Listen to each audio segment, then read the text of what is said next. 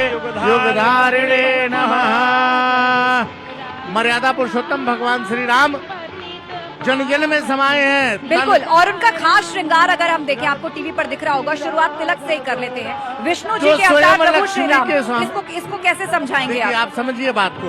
जो स्वयं लक्ष्मी के स्वामी हो, उनका श्रृंगार कितना अद्भुत हो सकता है आप सोच सकते हैं। जो स्वयं जगत के मालिक हो, उनका श्रृंगार कैसा होगा ये आप सोच सकते हैं। ये तो केवल क्षण मात्र है कि हम सबका इतना सामर्थ्य नहीं कि उनको कुछ दे सके।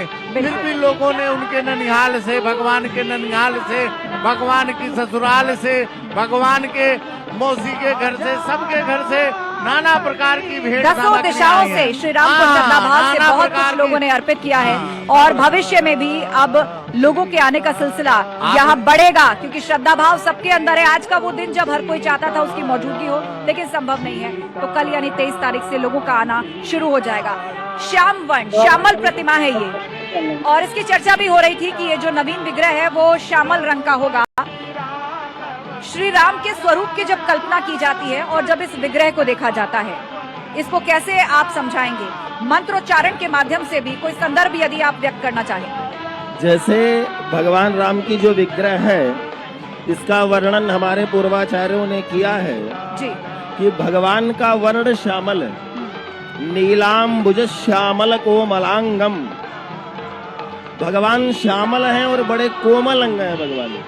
और एक बात मैं आपसे और आज कहना चाहूंगा, मैं बड़ी देर से इस मंच पर बैठा और मैं विचार कर रहा हूँ जी कि आज का दिन, यहाँ बहुत सारे आचार्य भी बैठे हैं, ये दिन न जीवन में कभी आया था, न आएगा, न भूतो न भविष्यति।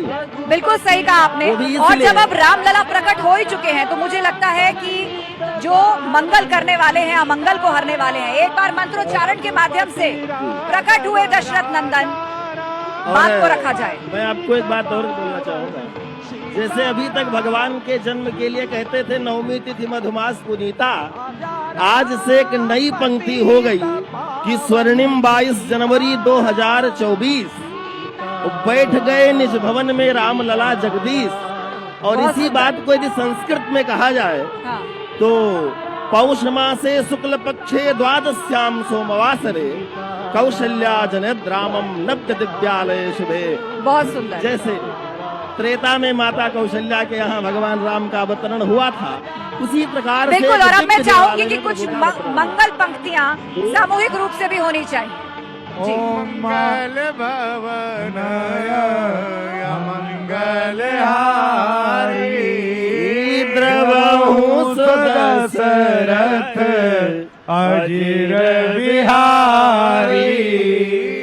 अजर यमर गुण निधि सुत हो करहु बहुत रघु नायक छो।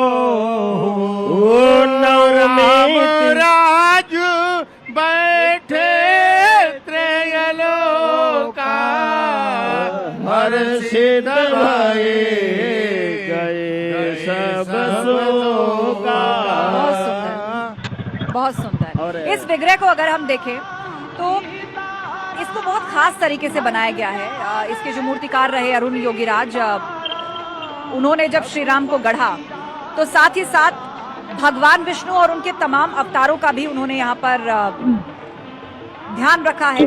आप इस विग्रह को अगर देखेंगे तो विष्णु जी के जितने अवतार हुए हैं उन सबको भी अंकित किया गया है कोने पर। जी जी। और गरुड़ भगवान की भी एक आकृति है। और क्या क्या है इस विग्रह की खासियत? विग्रह बनाने से पूर्व योगीराज जी, देखिए आध्यात्म जो है यह साहित्य के साथ कर्मकांड का विषय है।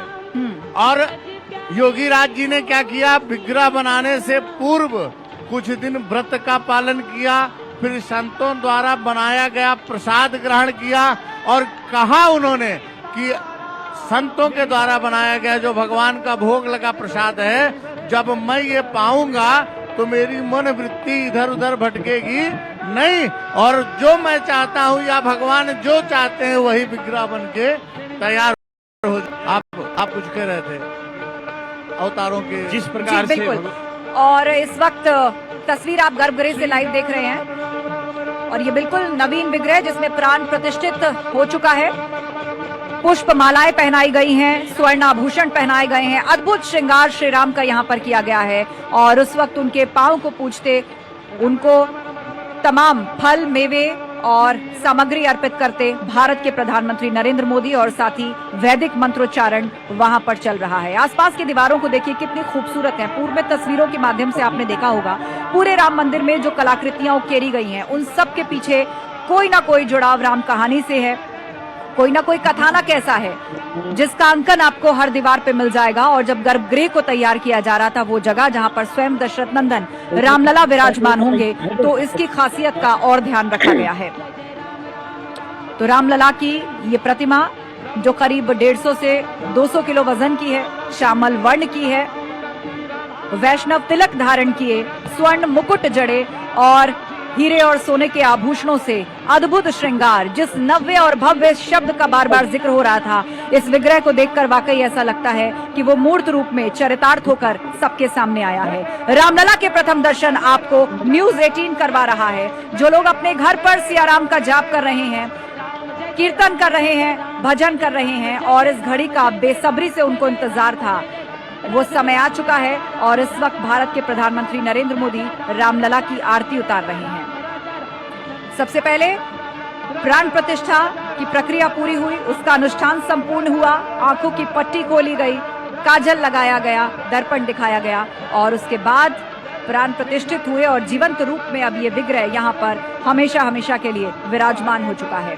भगवान के प्रिय भोजन को अर्पित किया गया, पंचमेवा फल, 56 भोग और लला मतलब एक बच्चा, उनकी जो पसंद होती है, उनकी प्रिय सामग्रियां उनको अर्पित की गईं और अब उनकी आरती उतारते हुए प्रधानमंत्री नरेंद्र मोदी इस वक्त गर्भगृह से ये तस्वीरें आप देख रहे हैं। रघुपति राघव राजा राम, जय श्री राम, अहो भाग्य हमारे रामलला पधारे।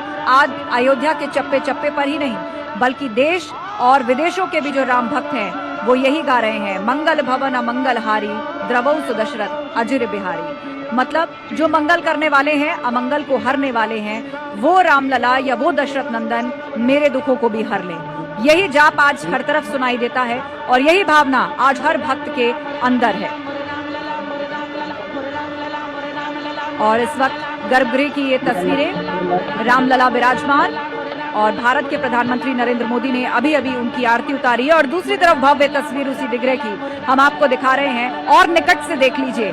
अयोध्या तो आप आएंगे ही, यहाँ के दर्शन करेंगे, लेकिन आज प्रकट हुए हैं दशरथ नंदन। करीब से देख लीजिए पूरा साजो श्रृंगार, वो भव्यता जो एक राजकुमार की होनी चाहिए, वो श्रेष्ठत्व जो एक क्षत्रिय का होना चाहिए, और वो ज्ञान और शास्त्र और साथ ही वो भोलापन और मर्यादित चेहरा जो एक बालक का होता है, उस रूप में रामलला यहाँ पर विराजमान हो चुके हैं। रामलला के प्रथम दर्शन न्यूज़ 18 आपको लाइव दिखा रहा है। पुष्प वर्षा हो रही है, राम मंदिर के ऊपर आर्मी के हेलीकॉप्टर्स ने पुष्प वर्षा की है प्राण प्रतिष्ठा के बाद। और इतना ही नहीं, अयोध्या में भी बहुत जगहों पर फूल बरसाए गए हैं, राम की पैड़ी पर भी गुलाब की पंखुड़ियों की वर्षा की गई है, क्योंकि उत्सव का माहौल है। प्रकट हो गए हैं रामलला। आज 500 साल का संकल्प पूर्ण हुआ। आज बहुत से ऐसे लोग जिन्होंने सालों से व्रत रखे थे, उनके भी व्रत पूरे हुए। जिन्होंने अपना पूरा जीवन किसी न किसी तरह इस आस में बिता दिया कि जरूर अपने स्थायी मंदिर में विराजमान होंगे रामलला, जो सीधे राम नाम जपते हैं, उनसे जुड़े रहते हैं, उनकी भावनाएं उनके साथ हैं। सालों से जिन्होंने मौन व्रत रखा, किसी ने प्रण लिया पैरों में बिना कुछ पहने आएंगे, किसी ने प्रण लिया कि साइकिल पर बैठ करके यात्रा करेंगे, कहीं रुकेंगे नहीं, रुकेंगे तो सीधा रामलला के सामने दर्शन पाकर वापस लौटेंगे। आज ऐसी ही कहानियों का आप कह लीजिए एक बहुत ही खूबसूरत उनको पूर्ण विराम मिला है, क्योंकि रामलला को अपना नव्य और भव्य मंदिर स्थायी तौर पर मिला है।